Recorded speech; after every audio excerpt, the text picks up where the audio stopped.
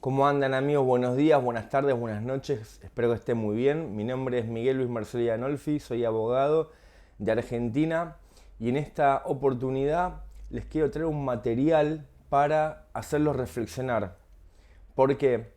Porque si bien nosotros tenemos una visión de esta información que yo les voy a traer ahora, hay otra visión que me gustaría que tengan para poder tener un panorama mucho más amplio y en base a lo que ya saben y lo que van a escuchar ahora, tengan más información para elaborar una respuesta, aunque sea para ustedes mismos. ¿Está bien? Esta información no está disponible, cuesta mucho conseguirla, está, pero es difícil de encontrarla, pero es muy importante y los va a ayudar sobre todo a ser mejores personas.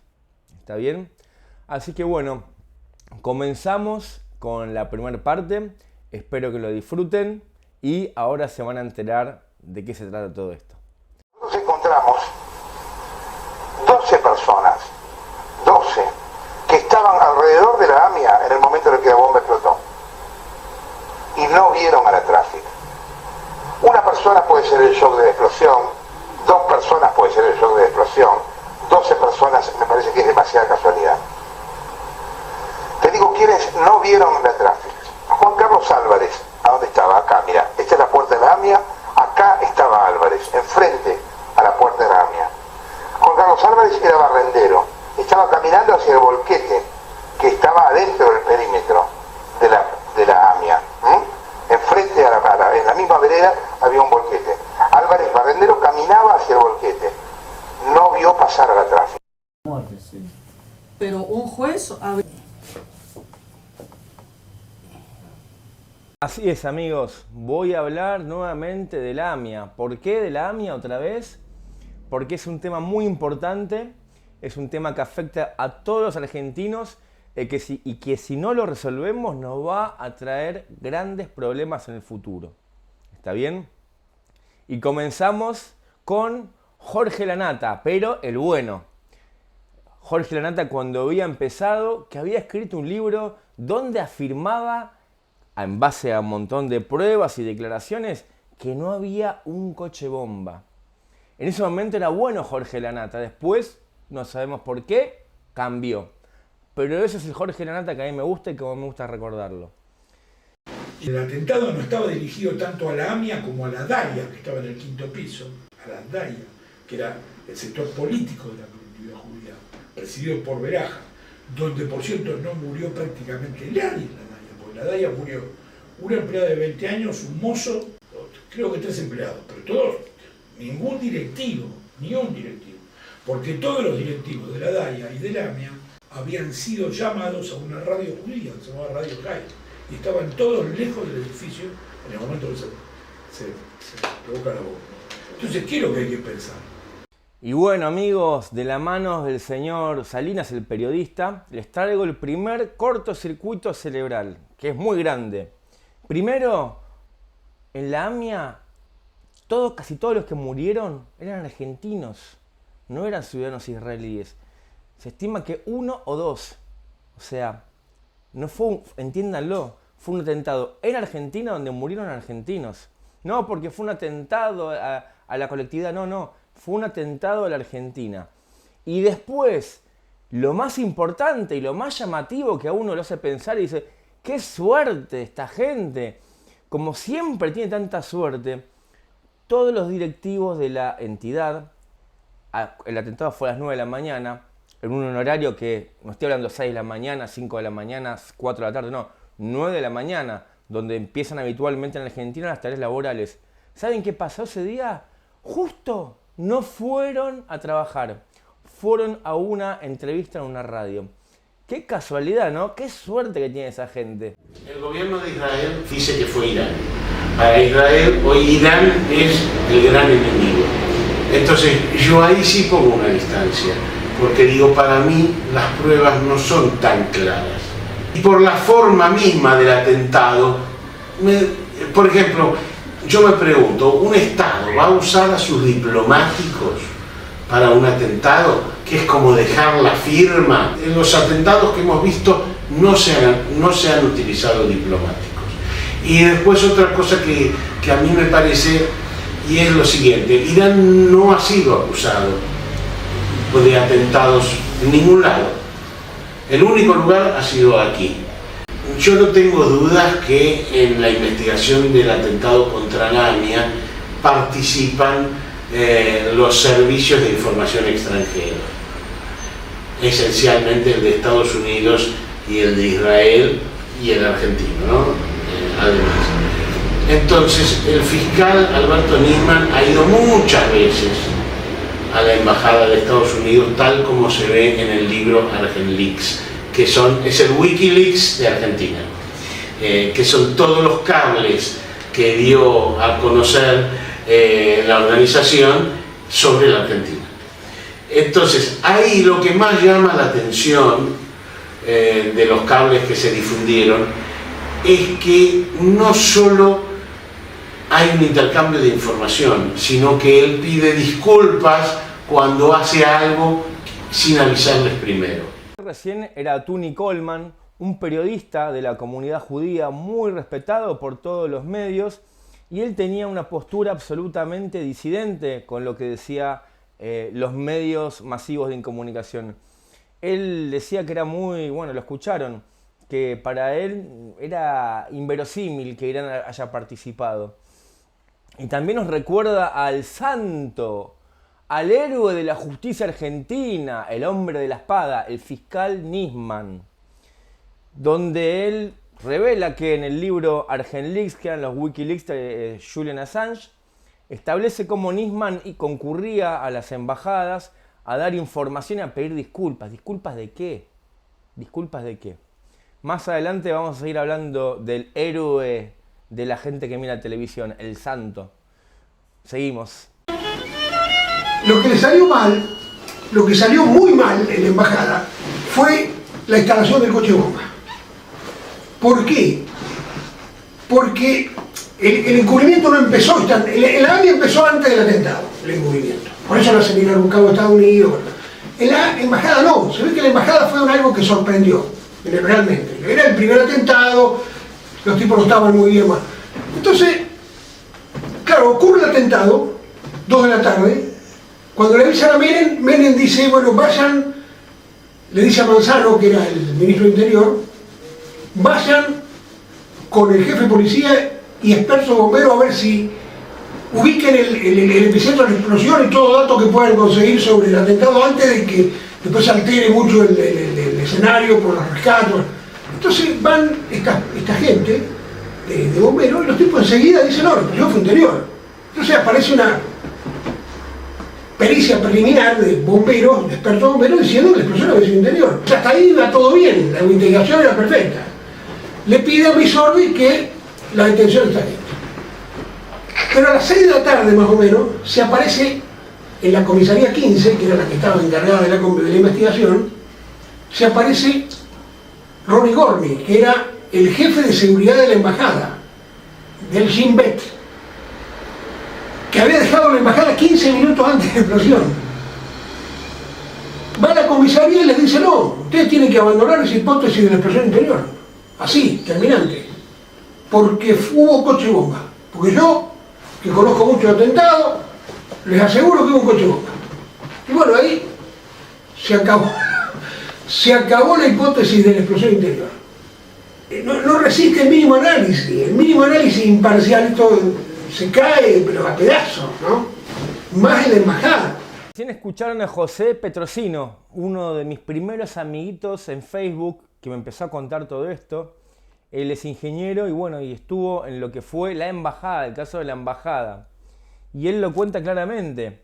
Iba todo bien hasta que apareció un experto, como pasó en el 2020, los expertos, y dijo, no, esto fue así, manoseó todo y cambió la historia. Y ahora van a escuchar a otro de esos expertos que cayó de casualidad en Argentina, después de lo que fue AMIA, a escuchar su opinión y a decir con contundencia y conocimiento científico qué fue lo que pasó. Adelante. מה שאני היום לא רק חושב, אני כמעט בטוח, שזאת הייתה מכונית תופת שהוכנתה, או לא הוכנתה, אלא הגיעה אל פתח הבניין והופעלה שם כנראה עם מפעיל מתאבד. ¿Mafil מתאבד o מתאבד, לא, מפעיל מתאבד.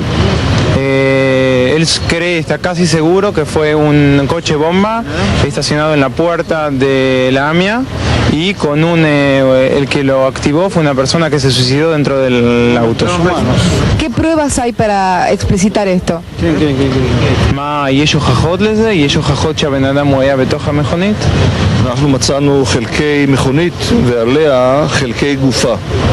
Encontraron pedazos del auto que hubiera sido el coche bomba con restos humanos adentro. ¿El cráter también? ¿Un cráter que hablaría sobre el lugar donde estaba este coche bomba? גם קראטר מתחת למכונית איפה שהיה? לא, בתוך הבניין, הפיצוץ... אבל זה לא היה למטה, כלפי מטה? לא, הפיצוץ היה בעיקר לכיוון הבניין וכלפי מטה, וחלקי מכונית עפו קדימה, ועליהם מצאנו חלקי גופה. גם את המנוע מצאנו בתוך הבניין. La explosión fue hacia el edificio, encontraron el motor del coche bomba adentro del edificio y la explosión fue dirigida hacia adentro del edificio, no hacia abajo. ¿Existe el cráter entonces que explicitaría esto? No, en cráter, נכון? יש קטע. יש? יש? יש, רואים אותו, הוא חלק מהכביש וחלק מהמדרכה. Sí, hay un cráter, parte del camino y parte de la ruta de la calle y parte de la vereda. Acá escucharon al delincuente este, que no sé quién es, que es un especialista, que con palabras rudimentarias, contradiciéndose, diciendo que no había cráter, después que sí, pero ustedes lo vieron ahí en las cámaras, no había ningún cráter. Y cuando ven esa toma que se ve al final, se puede ver perfectamente que la explosión fue adentro, no hubo ningún cráter, es más, todos los edificios de enfrente no sufrieron daños materiales de consideración, algún vidrio roto, pero todo estaba, lo que era la AMIA, todo destruida del lado de adentro.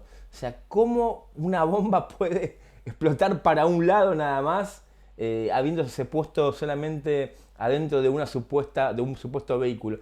Y después dice que, no, escuchen las cosas que dice, o sea, es una locura.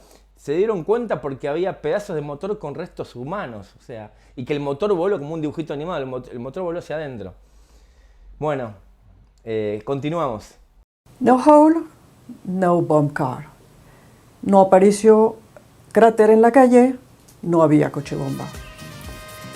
Ahora bien, al supuesto kamikaze combatiente de Hezbollah, del cual habla el militar israelí, pronto le pusieron nombre y apellido, pero sus familiares, al enterarse, informaron que se encontraba en el Líbano a la fecha del atentado y además murió en combate en el Líbano 2 meses después.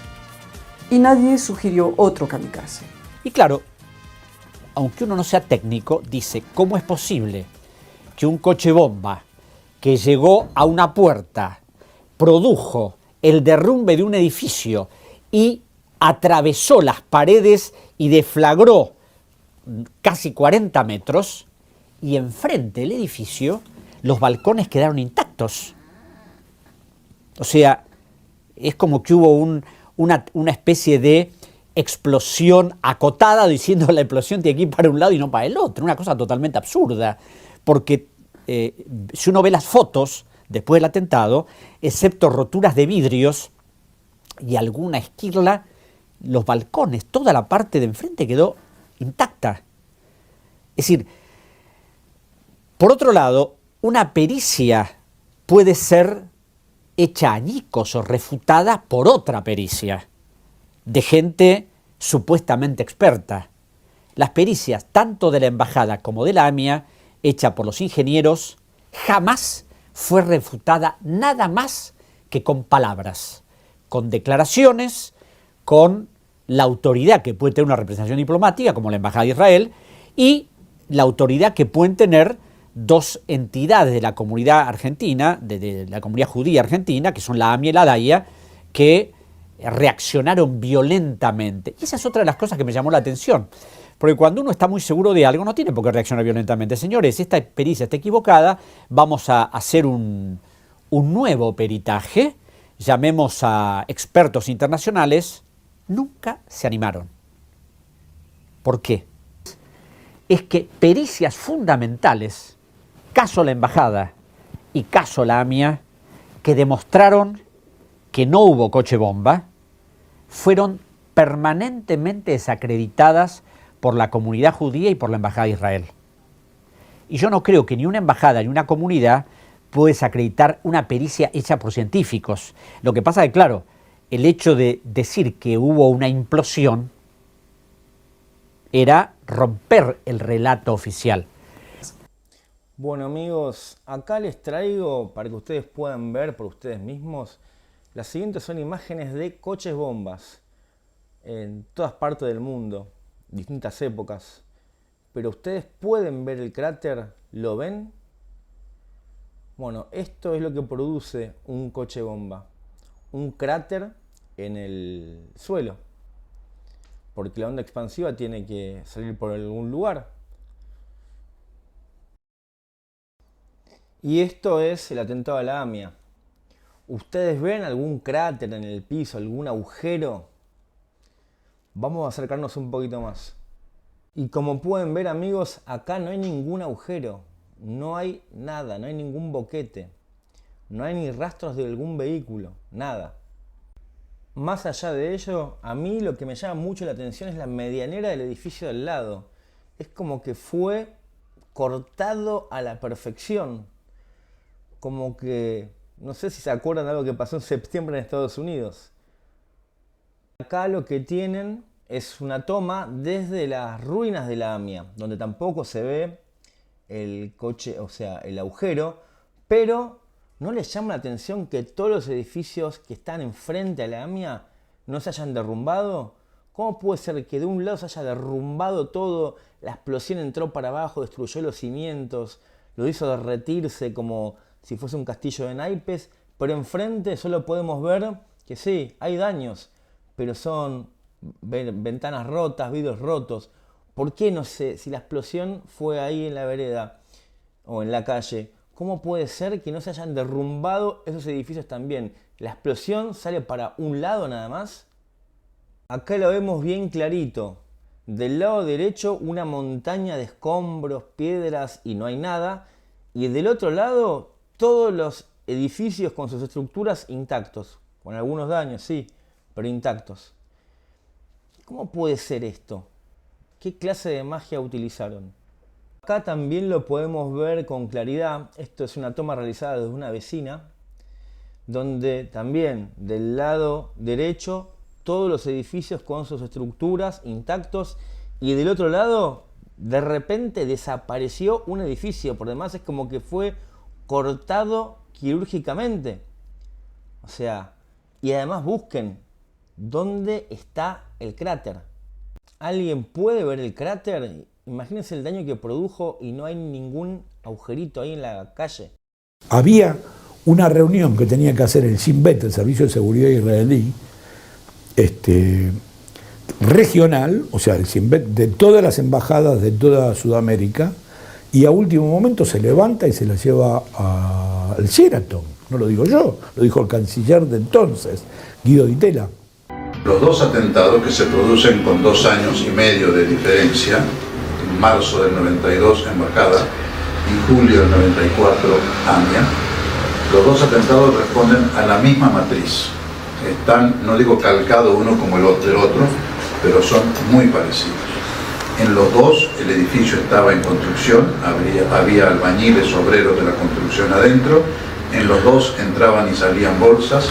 En los dos aducen coche bomba cuando en ninguno de los dos se ha encontrado ninguna prueba que demuestre que hubo coche bomba, ni cráter, ni restos, especialmente en el caso AMIA.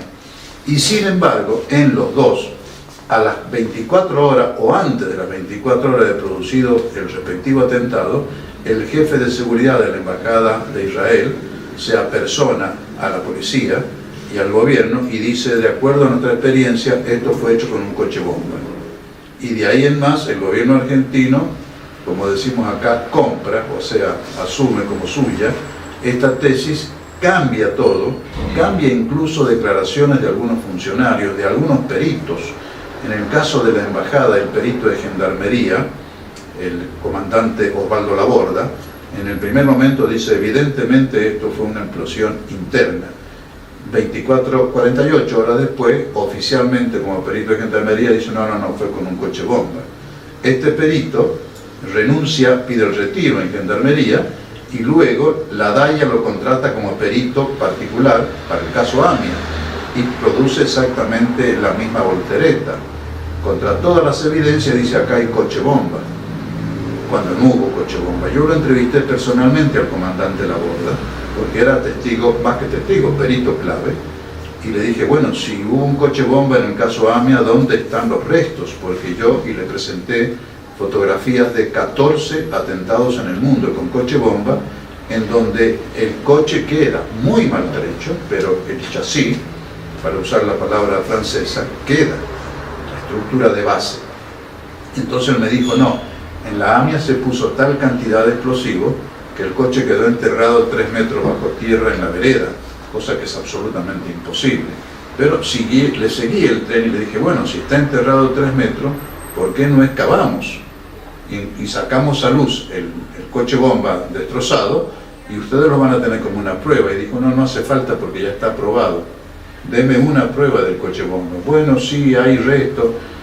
Señora, los restos del coche bomba en la AMIA, en total son pequeños trocitos de 2 Renault Traffic, no de 1, de 2.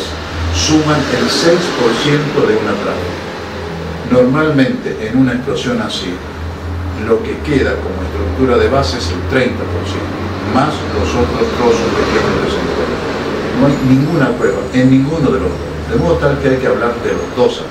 De ver, es una introducción que yo hago para ahora ir al tema concreto, y pertenece a un documental que realizó una ciudadana francesa que se llama María Paumier, y el nombre del documental se llama Amia Repetita.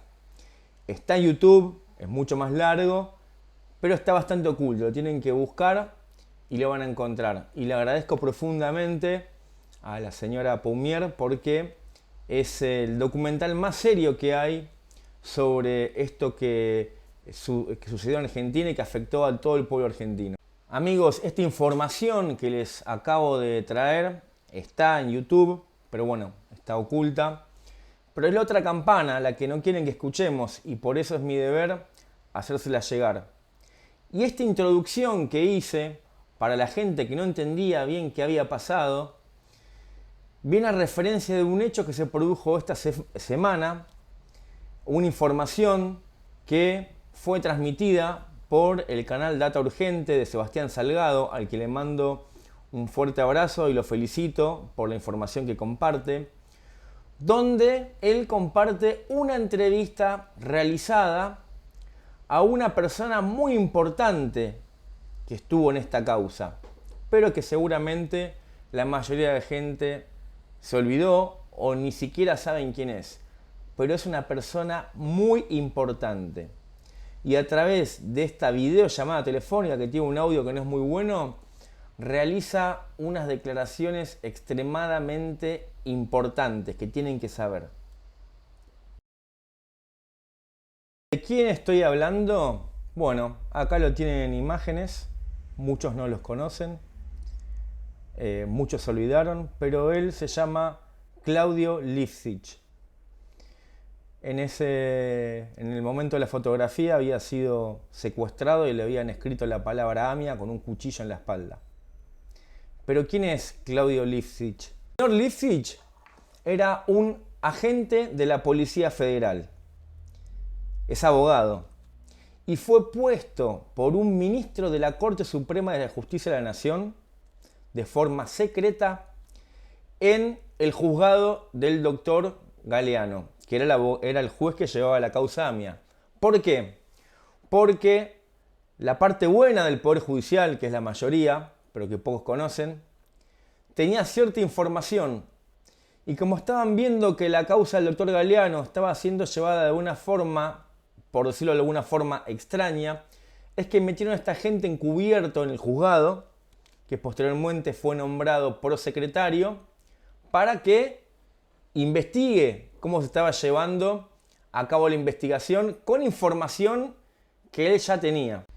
¿Qué pasó acá? Bueno, El señor Lifshitz, el agente de la Policía Federal puesto por la corte en el juzgado del doctor Galeano, estaba trabajando de verdad y estaba aportando prueba que él le daban para incorporarla a la causa para que se sepa la verdad.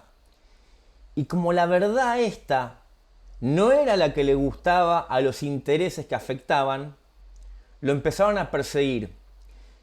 No solamente la CIDE, sino que la DAIA. Entonces, ¿qué pasó? Le iniciaron una causa judicial. Lo volvieron loco, lo estuvieron persiguiendo. Bueno, él tenía custodia personal, a él lo balearon, lo intentaron matar, lo secuestraron ahí bien cuando empieza a hablar de él, la foto de cómo le tajearon la espalda, escribiéndole la palabra AMIA. Entonces él no le queda otra que irse a vivir a Estados Unidos para resguardar su vida y la de su familia. Pero ¿qué pasó? Pasó el tiempo, la causa prescribió lo que le estaba iniciando, entonces ahora él se presenta nuevamente y realiza esta videollamada con una persona y una abogada del país que no voy a nombrar porque si la nombro van a decir, mirá, este tipo es tal cosa. Entonces, para que no tengan preconceptos y no maten al mensajero, lo voy a mantener oculto. Después, si ustedes lo quieren saber quién es, averigüenlo. Pero bueno, lo importante es lo que dice. Él ahora está contando por qué se tuvo que ir del país y por qué lo perseguían por investigar. Imagínense, ¿por qué lo persiguen a una persona por investigar? ¿Qué va a revelar que pueda dañar a algún grupo de personas? Bueno, adelante con el video. Amigos, abro paréntesis porque me olvidaba de algo muy importante. La causa que le inician a él no es por mentir, por encubrir, por engañar, por incorporar falsa prueba. ¿Saben por qué es? Por revelar información secreta. O sea, estaba contando la pura verdad y lo procesan por eso. O sea, ¿cómo puede ser que a alguien le hagan una causa judicial y lo persigan por cumplir su trabajo? Es increíble, pero bueno, ahora sí, adelante con el video. Para contar en realidad una verdad que nunca dije, que ahora la puedo contar. A mí, Luis, me persiguió la CIDE con una causa de violación de secretos por más de 22 años. Te parecería loco, pero hasta la DAIA me persiguió con eso. O sea, nunca me dejaron contar la verdad. Entonces, ahora tengo la tranquilidad que la dejaron prescribir, llevo tantos años, 23 años, y es cosa juzgada. Entonces, no tengo ese temor de que yo cuente la verdad, que me digan que estoy hablando un secreto, porque al final, si vos decís una mentira, yo me tendría que haber denunciado por calumnias o por falsa denuncia, y no por velar un secreto. Cuando vos te denuncian por velar un secreto político-militar, es porque estoy diciendo la verdad, ¿no? Creo que 1 más 1 o 2. Yo cumplí un rol dentro de la democracia que es muy delicado, que fue que una fuerza infiltró a través mío me infiltra en el juzgado de Galeano con la autorización y con el aval de un ministro de la corte de ese momento. Además, a mí me contrata la corte porque se sabía ya de que el atentado, la concreción misma en el apoyo a lo que era la célula, que nunca se supo qué célula era, había sido la propia CIDE, el sector 85 precisamente que era el sector de contrainteligencia. Yo voy con esa misión encomendada, es decir, averiguar la verdad y investigar a los servicios que estaban haciendo en la causa y a ver realmente cuál era cómo se manejaban esto. Yo cuando investigaba, ¿cómo sabía determinadas cosas cuando yo pedía? Era porque yo tenía información de antemano. ¿Entendés? Lo que es que yo no lo podía decir. Yo ya iba con la información precisa de determinadas cosas. En cuanto a Tejetín, por ejemplo, que la camioneta la entregó a un inorgánico de inteligencia de la CIDE, esto yo lo sabía ya. Con el tiempo, cuando yo voy avanzando y voy avanzando en otras cosas, Galeano, al final, la información que yo estaba proporcionándole, pensando en que él iba a hacer algo, la guardaba para su poder, no para... Y la negociaba con Peraja, la negociaba con... Entonces, ahí dije, pero esto soy boludo. Quedé solo, no tenía ni el apoyo de la gente que me había pedido investigar la CIDE en contra y al juez en contra. Entonces, por eso decidí viajar a Estados Unidos, escribir el libro. En realidad fue un libro más que todo de protección, porque nadie me lo quería publicar. Y como esto en realidad yo contaba la verdad, ¿entendés? Contaba lo que no había hecho Draya, cómo había apoyado la historia oficial sabiendo que no era verdad. A ver, acá, más allá de todos los temas que uno pueda decir, la realidad es que todo esto que hablan de los iraníes, del tema de las capturas, es todo una mentira en el sentido que no se fundamenta en nada. ¿Por qué? Porque desde el comienzo todo fue inventado. A ver, Berro lo inventa Sala Patria. Esto es real, Luis, lo que te digo, delante mío.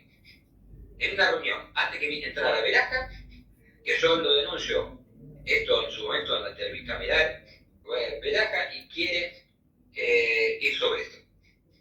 Dice, interesa esto. Lo que te digo es real. Claro, es lo que yo viví. Claro.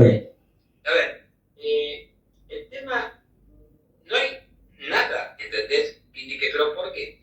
Más allá de las elucubraciones que puedan existir a posteriori, invento, lo que vos quieras, la realidad, y esto es verdad, y yo lo comprobé, si vos realmente estás diciendo que tenés pruebas contra estos funcionarios iraníes, por ejemplo, ¿verdad? Si vos CIDE, es más, incluso estuvo con Nisman, el payaso de Nisman, que es para de clase pero el payaso. Si este uso tenía intervenido, escuchá bien Luis, estaba intervenido, ¿sabías vos que estaba intervenido antes del atentado? Tuvieron siempre intervenido el teléfono de la Embajada de Irán. De la Consejería Cultural, yo lo investigué, y estaba intervenido por la CIDE sin autorización judicial. Y yo hice un cálculo y tenés fácil 40.000 horas de escucha telefónica. Entonces yo tengo una pregunta. Y sí, pues yo hice el cálculo a 3 cassettes por día, en ese 4 cassettes por día, la cantidad de teléfonos intervenidos que sin orden judicial y algunos hechos con la orden de Santa Marina, autodelincuente que sigue siendo juez, creo, que yo lo denuncié y sin embargo no lo pueden invocar nunca de ahí, porque conoce a todo el mundo. Pero fuera de eso, te hago una pregunta. Si vos tenés todas esas escuchas telefónicas de antes del atentado, si realmente tenés elementos para decir hoy día que responsabilizás a estos iraníes de haber cometido el atentado, ¿cómo esas escuchas telefónicas no las vas a aportar al expediente? Porque no había nada. ¿Entendés? Claro. Porque no había nada. Muy bien. No había nada. Y para nada. Pero nunca nadie quiso discutir conmigo. Yo ofrecí, cuando yo hice la denuncia que llamativamente se pusieron en contra todos los de la DAIA y a nivel oficial, yo les dije, bueno, yo les propongo, todos los abogados de ustedes, Nercella, que es Minuti, todos, les dije que vengan todos con computadoras y yo sin ninguna, y los medios periodísticos, y hacemos mano a mano. Si ustedes tienen razón, me pueden aniquilar, porque esto van a tener... No quisieron jamás, nunca, ni man. Yo me sentí un día en la fiscalía y dije, quiero que me tome declaración. Se negó a tomarme, no vino Vamos a ver. Qué malo. Ni man, Luis. Está un hablan que se muere alguien y te lo beatifican siempre. Sí. Es un santo, porque se murió. Nisman fue el que puso la firma justamente para sellar el encubrimiento. La vez que dijo Estuso en el top 3, me dijeron que yo no estaba presente, habría que buscar lo que dijo, pero cuando le preguntaron por mí, por esto que digo yo, en las escuchas telefónicas, las 40.000 horas, dijo que se las entregó al Mossad. Sí, pero dijeron que cuando le preguntaron por las escuchas, dijo que él se las entregó al Mossad, pero no las había destruido. Peor, más grave. Tal cual. ¿Cómo las entrega al servicio de inteligencia y peor? Porque si tú dices que el Mossad la tiene, ¿cómo no vas a ver que tiene? Esto es algo elemental. Lo acaban de escuchar. El juez Galeano no se dedicó a investigar y se dedicó a intercambiar información que tenía que ser incorporada al expediente por pedido de Beraja. ¿Quién era Beraja? Bueno, el presidente de la DAIA. Él decía qué información se incorporaba al expediente y qué no. Y cuando habla de la pista iraní, de los iraníes, él cuenta que es toda una mentira, todo un verso. ¿Y cómo se justifica que es un verso? Porque la CIDE venía escuchando ilegalmente desde antes del atentado a la embajada iraní, los altos funcionarios iraníes tienen 40.000 horas de escuchas y no había nada. Porque si hubiese habido algo, lo hubiesen incorporado en el expediente. ¿Ven? Acá está la prueba, en esta escucha, la escucha del día tal a tal hora. Acá dicen pusimos la bomba o tal cosa, no sé, lo que se les ocurra. Pero ¿por qué no fue incorporada esa información? En ese momento no había ni internet, no había ni celular, creo. ¿Por qué no fue incorporada? Porque no había nada. Y como no había nada, es todo un verso.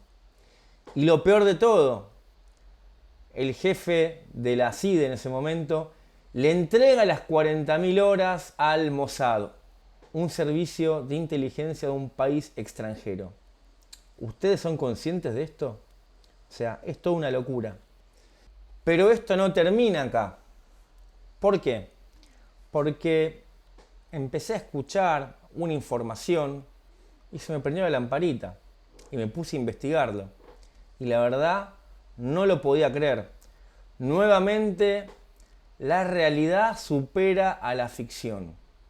¿Ustedes recuerdan de un atentado en Londres en 1994 contra la Embajada de Israel? ¿Vieron que esa noticia? Una bomba en Londres, en la City de Londres. Y una noticia que no trascendió mucho, o sea, muy tapadita para que nadie la escuche, nadie la investigue. Y cuando uno se pone a buscar material, tampoco lo encuentra, es muy difícil encontrarlo. Pero bueno, buscando, encontré material. Y se los quiero traer acá. En el año 94, en julio, días posteriores al atentado de la AMIA, 13 días creo, hubo una bomba en la embajada de Israel en Londres. 10 in the afternoon, the western part of central London shook. People for miles around felt it had to be a bomb. A loud, deep sound. It sounded like an explosion. One American tourist who saw police quickly tape off the area and start a search for more bombs, and on the scene, giving some still unofficial information to her husband. I asked a policewoman what it was. She said it was the Israeli embassy when I first went out. And later I asked a policeman if the building was actually burning. He said no, it was a car bomb. One witness reported a plume of smoke rising 100 feet. The emergency services say at least 3 people have been injured, but more ambulances were sent into Kensington Palace Green, a fenced-off street where the houses are mainly embassies. Dan Raviv, CBS News, London. El atentado en Londres fue el 26 de julio, días después de la voladura de la AMIA. ¿Y qué pasó? Otra vez un coche bomba. ¿Y qué pasó? Otra vez una investigación. ¿Y saben lo que pasó en esa investigación? El MI5 determinó que fue un autoatentado producido por el Mossad.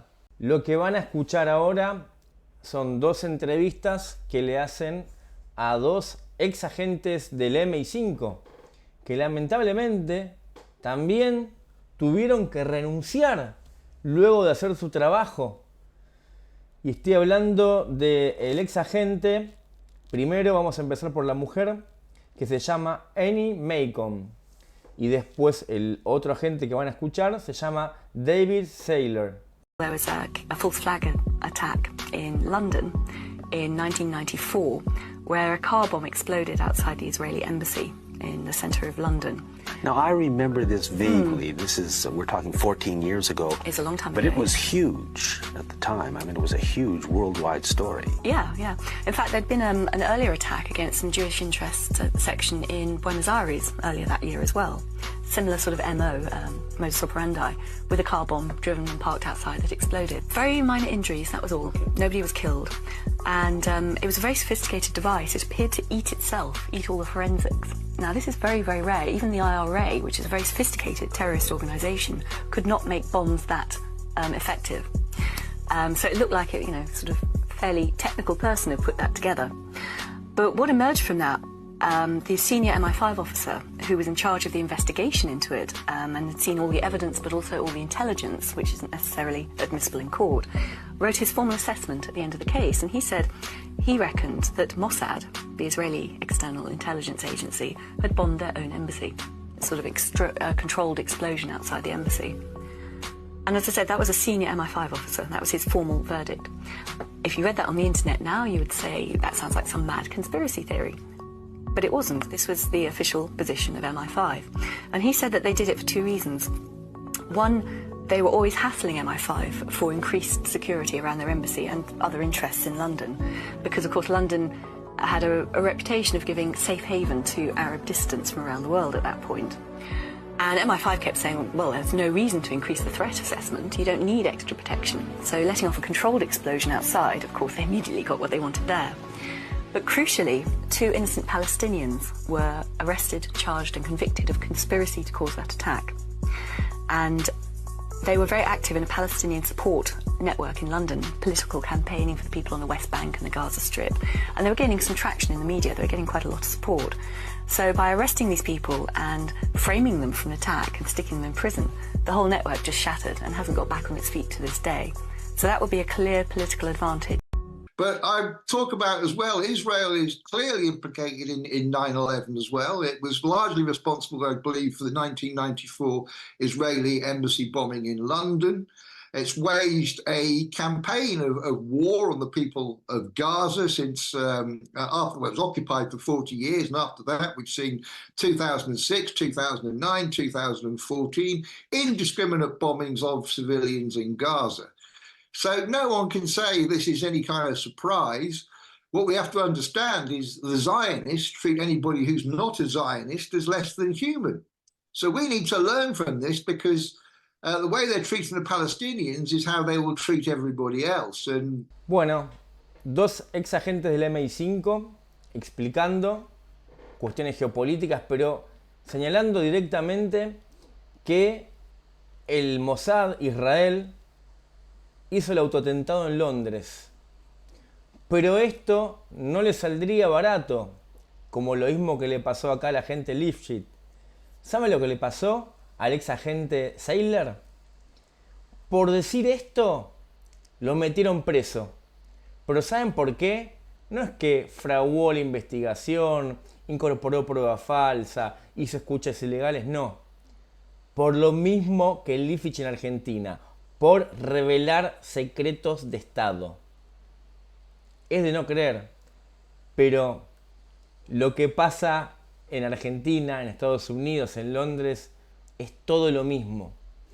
Por eso, amigos, considero que es tan importante que sepamos esto, que no nos creyamos todo lo que vemos en la televisión. Es más, no tenemos que mirar televisión porque hay otra verdad que es la realidad y que no quieren que la sepamos. Imagínense ahora, como ustedes saben, en mayo de 2025 el señor Netanyahu salió a confesar públicamente que el Estado de Israel financia a Hamas. Esto no lo digo yo, esto lo dijo él. Lo pueden buscar, lo van a encontrar. Y uno cuando protesta y dice, ¿cómo le están haciendo esto al pueblo palestino? ¿Cómo puede ser? Ellos te dicen, el 7 de octubre, porque el 7 de octubre devuelvan a los rehenes. Pero si Israel financiaba a Hamas y Hamas tiene a los rehenes, Hamas entonces, como responde Israel, nunca va a devolver los rehenes y por lo tanto van a seguir destruyendo Gaza. No estoy mezclando, todo tiene que ver con todo, es increíble, es una telaraña. Yo simplemente estoy intentando descifrarla, pero más o menos sabemos por qué lado va. Tenemos que empezar a usar nuestro propio cerebro, no creer ni los que le digo yo. La información que yo les dije, ustedes la tienen que verificar, chequear y bueno, y después elaborar su propia teoría. Pero tenemos que saber qué es lo que pasa, porque no todo es como nos cuentan. Hay otra verdad que es la que tienen bien oculta y que no quieren que sepamos. ¿Por qué no quieren que la sepamos? Porque no les conviene. Y si a ellos no les conviene, nos conviene a nosotros. Así que les agradezco, amigos, por haber llegado hasta acá. Les pido disculpas por lo extenso del video. Me costó bastante, espero que lo hayan disfrutado. Compartan esta información, suscríbanse, denle me gusta y nos vemos la próxima. Buen fin de semana, muchas gracias.